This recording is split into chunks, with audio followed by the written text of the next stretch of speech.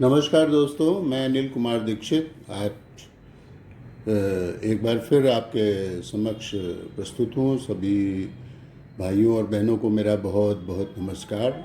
आज शनिवार का दिन है, जैसा कि आपको विदित है। शनिवार के दिन हम आपको एक कहानी सुनाते हैं और आज की कहानी है मुंशी प्रेमचंद, जो कि उपन्यास सम्राट कहे जाते हैं। उनकी एक लघु कथा है, सर्दी का मौसम और अलाव। लेकिन कहानी शुरू करने से पहले हम आपसे एक रिक्वेस्ट करना चाहेंगे कि हमारे इस वीडियो को सब्सक्राइब अवश्य करें, और अगर आपको पसंद आए तो लाइक करें और अपने दोस्तों और अपने रिश्तेदारों, परिवार के सदस्यों के साथ इसको शेयर अवश्य करें। अब हम कहानी का प्रारंभ करते हैं। कहानी है सर्दी का मौसम और अलाव। दिनेश बाबू, जो कि एक सरकारी कार्यालय में बाबू थे, यानी कि एक क्लर्क थे, उन्होंने कहा, अरे साहब, लगता है ठंड तो पड़ी गई ही नहीं इस बार। यह प्रश्नवाचक वाक्य दिनेश बाबू हर बार जाड़े से पहले एक बार बड़े साहब से अवश्य कहते थे और ऊपर वाले की शिकायत करते थे। बड़े साहब ने कहा, काहे, पड़ तो रही है, क्या शिमला और मंसूरी बनाना चाहते हो? बड़े साहब ने बहुत ही सहज भाव से दिनेश बाबू की उत्सुकता को शांत करते हुए कहा। दिनेश बाबू बोले, नहीं साहब, मेरा मतलब अभी तक ऊपर से अलाव जलवाने का ऑर्डर नहीं आया ना, इसलिए पूछ रहा था। साहब ने कहा, अरे मैं तो भूल ही गया था। सही कह रहे हो दिनेश बाबू, पिछले साल इसी ठंड और अलाव की महिमा के कारण ही तो तुम्हारी भाभी जी को मैंने हीरे की अंगूठी दिलवाई थी। अच्छा, वही आज फिर कह रही थी कि उन्होंने किसी फिल्म में एक हीरे का हार देखा था, उसकी डिमांड कर रही थी। अब बड़े साहब की आंखों में चमक साफ दिखाई दे रही थी।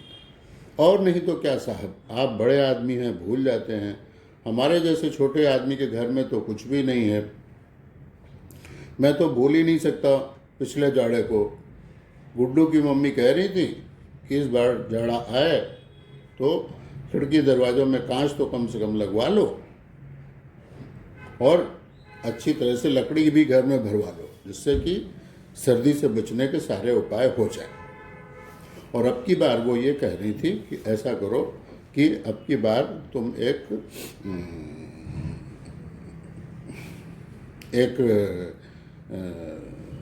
रेडियो को खरीदने का इंतजाम करवा लो।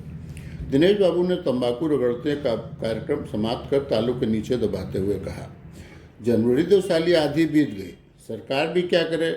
जब तक एक आध ऊपर नहीं निकलेंगे तब तक अलाव जलाने का ऑर्डर थोड़ा ही आएगा।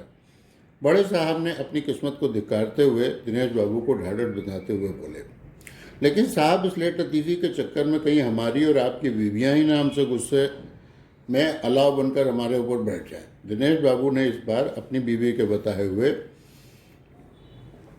टारगेट के ऊपर कुछ ज़्यादा ही सीरियसली लेते हुए जोर दिया। सही कह रहे हो दिनेश बाबू, पिछले साल अब तक हम लोग कागजों में 5 लाख की लकड़ियां जलवा चुके थे और अभी तक तो शुरुआत भी नहीं हुई है। हद है इतनी संवेदनहीनता। सरकार को क्या, लोग मरे चाहे मरे चाहे जो, उन्हें तो बस जनता के सामने जब कभी चुनाव आएगा तभी जाना पड़ेगा। जनता तो बेचारी भूल जाएगी, लेकिन हमें तो अपनी बीवियों के पास रोज़ जाना है। अगर अलाव का बजट नहीं आया तो हमारे घर का बजट कैसे चढ़ेगा? बड़े साहब ने अपनी त्रासदी को बताते हुए पास में रखा हुआ 4 पन्ने का अखबार उठा लिया। उनकी नज़रें देख रही थी, शायद किसी गरीब की मृत्यु का समाचार छपा हो। अरे साहब, अब क्या बताऊं, आजकल की तो गरीब भी बड़ी मोटी चमड़ी के हो गए हैं। उन्हें भी हल्की फुल्की ठंड से तो कुछ होता ही नहीं। बड़े बेशर्म होते हैं ये लोग, कुछ भी फटा चिथड़ा लपेट कर सो जाते हैं। मजाल है कि इन्हें ठंड छू बढ़ जाए। हम लोग देखिए कितने सर्दी से बचने का इंतज़ाम करते हैं, लेकिन उसके बावजूद साहबजादे नाक बहाते हुए घूमते रहते हैं। दिनेश बाबू ठंड के असमान वितरण पर आकर्षित होते हुए बोले, क्या फ़ायदा अपना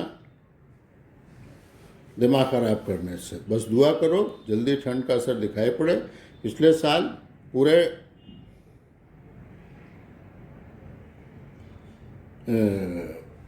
7 लाख का बजट आया था। देखो इस बार तो महंगाई बढ़ गई है इससे ज़्यादा का ही बजट आना चाहिए। बड़े साहब ने आशा का दामन नहीं छोड़ा था।